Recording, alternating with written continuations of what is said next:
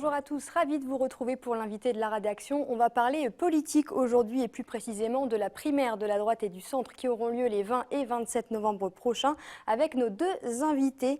Christian Vullier, bonjour. Bonjour. Alors, vous êtes le président de la commission départementale de Haute-Savoie. Avec nous sur ce plateau, votre homologue savoyard Jean-Pierre Vial. Vous êtes également sénateur. Merci à tous les deux d'avoir accepté notre invitation. Donc, on va parler de ces primaires de la droite et du centre qui auront lieu 20 et 27 novembre prochains. Dans un premier temps, on va expliquer comment ça fonctionne concrètement, Christian Vullier. Comment ça fonctionne? Eh bien, ça se traduit par la mise en place d'un certain nombre de bureaux de vote où tous les électeurs qui le souhaitent pourront venir voter, donc s'exprimer sur les 7 candidats aujourd'hui connus. Ces bureaux de vote pour la Haute-Savoie sont au nombre de 144, 24 par circonscription.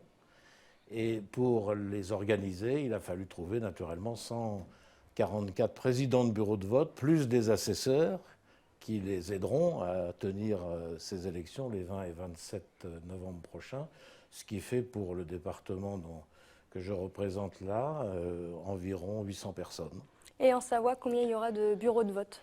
82 bureaux de vote, et puis en scrutateur, plus je dirais ceux qui sont là un peu en remplacement, ça fait à peu près la moitié des collègues, 400 scrutateurs qui seront chargés avec les présidents de bureaux de vote de tenir les bureaux de vote les 20 et 27. Alors Christian Vullier, vous venez de le dire, tout le monde peut aller voter. On n'est pas obligé d'être encarté à droite ou au centre. Oui, alors effectivement, tout le monde peut voter. Il y a des conditions, je dirais, qui sont les conditions d'un scrutin national, c'est-à-dire il faut être inscrit sur les listes électorales au 1er janvier de l'année, c'est important. Deuxième condition, pour ceux qui étaient et qui sont mineurs au moment de ces primaires, s'ils ont la majorité au moment des élections présidentielles, ils ont pu demander à être inscrits. Je dis ils ont pu pour une raison très simple, c'est que ne pourront voter que ceux qui sont inscrits sur les listes. Et pour être inscrits sur les listes, il fallait en faire la demande à l'autorité nationale. Et la demande pouvait être faite jusqu'au 16 octobre. Voilà, ce sont les deux conditions pour voter. Alors ça a été compliqué d'organiser ces primaires, que ce soit en Savoie ou en Haute-Savoie? Pas vraiment, on y est arrivé sans trop de difficultés. Il faut rajouter également que quand on viendra voter, il faudra payer 2 € pour avoir le droit de voter et signer également une charte sur les valeurs de la droite et du centre, comme cela est indiqué, pour que cette primaire, tout en étant ouverte, et pas seulement aux militants des partis politiques, puisse quand même correspondre aux valeurs qui sont celles des candidats qui se présenteront, les 7 candidats qui se présenteront. Concrètement, ça s'est passé d'une manière assez satisfaisante et on n'a pas rencontré de difficultés particulières. Ces 2 € qui seront versés par les gens qui viendront voter, à quoi ils vont servir? À prendre en charge purement et simplement l'organisation des frais de la primaire, puisqu'effectivement la primaire est organisée par une commission nationale sous le contrôle d'une haute autorité, indépendamment des formations politiques. Et donc le budget est constitué purement et simplement par cette contribution. Le collègue l'a indiqué, en plus des conditions pour être électeur, il faudra effectivement, préalablement au vote, payer 2 € à chaque scrutin, pour le 20 et pour le 22. Et, puis, et le premier tour et le deuxième tour. Absolument. Et puis signer la charte. Cette somme sera déposée à l'issue de chacun des scrutins et envoyée directement à l'autorité, à la Commission nationale. En Savoie et Haute-Savoie, quel coût ça a cette primaire? Ça n'a pas été mesuré, il y a beaucoup de bénévolat. Les présidents de bureaux de vote, les assesseurs sont souvent des gens qui se sont proposés naturellement et c'est beaucoup plus sous la logique du bénévolat que sous une logique de coût que cela s'organise. Il faut peut-être préciser aussi que contrairement aux élections habituelles, le vote aura lieu de 8 h à 19 h. Les mêmes horaires qu'on soit en ville ou qu'on soit à la campagne, alors que d'habitude il y a toujours une petite différence d'horaire dans la journée. Tout ça pour que naturellement chacun soit dans les mêmes conditions de vote. Et il y aura, pour ceux qui ne peuvent pas vérifier sur Internet le lieu où ils pourront voter, le site indiquera où ils pourront voter, mais il y aura aussi un numéro de téléphone qui sera indiqué où chacun pourra appeler. Justement, parce que du coup, les bureaux de vote habituels ne seront pas forcément les bureaux de vote là pour aller voter à cette primaire, c'est ça? Oui, je crois qu'effectivement, il s'agit d'un point matériel qui est certainement le point le plus important, puisqu'on a vu les deux conditions qui sont, je crois, bien comprises par tous les électeurs. Par contre, au niveau de l'organisation, les bureaux de vote sont regroupés en un bureau de vote qui regroupe globalement 8 bureaux de vote traditionnels. Donc ce qui est important, c'est que chaque électeur sache quel est son bureau de vote de rattachement. Et donc il y a le site des primaires qui permet à tout citoyen d'aller vérifier sur le site, simplement en faisant son code postal et puis son adresse, le bureau de vote de rattachement. Ou bien nous avons également envoyé à tous les maires le formulaire sur lequel figurent les bureaux de vote du territoire et le bureau de vote de rattachement pour que les gens puissent avoir une connaissance assez facile. Est-ce qu'on pourra voter par procuration? Non, c'est impossible. D'accord, donc il faut forcément se déplacer pour aller il y a voter, pas de c'est vote pas par comme les autres. procuration. Comme le disait Jean-Pierre Vial, il faut être inscrit au 1er janvier.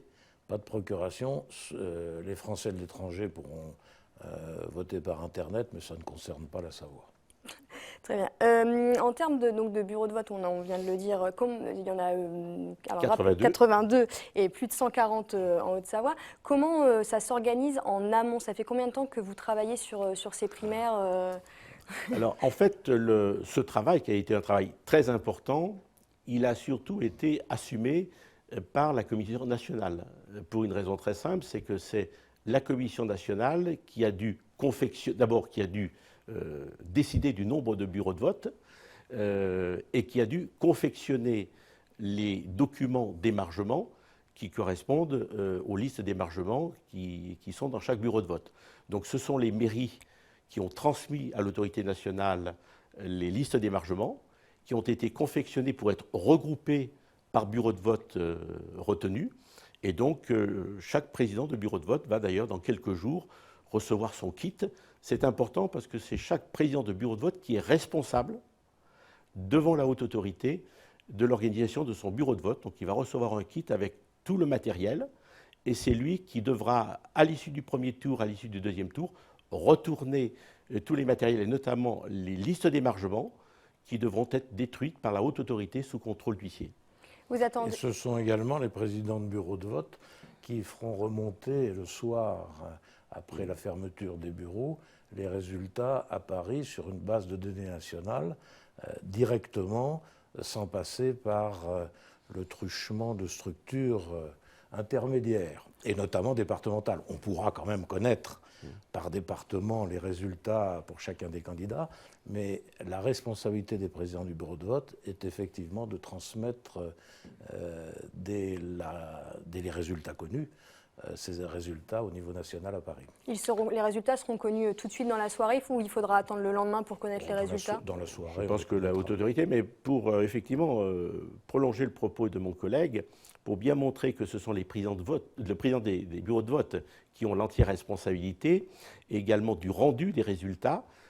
Comme ça a été indiqué, c'est le président du bureau de vote qui devra transmettre à Paris les résultats, et Paris notifiera les résultats indiqués à chaque assesseur, qui disposera d'un délai de 2 ou 3 heures pour faire valoir les observations, c'est-à-dire éventuellement des contestations s'il y en a. Donc tout ceci pour montrer, si vous voulez, que le suivi et l'organisation est fait dans une rigueur parfaite.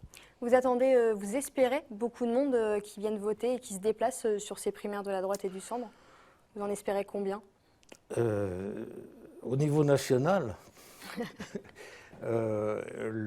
l'espoir est de réunir un peu plus de 3 millions de votants. Par comparaison avec les primaires qui avaient été organisées par la gauche il y a 5 ans, aux alentours de 3 millions de votants, je crois que ça serait une opération considérée comme réussie.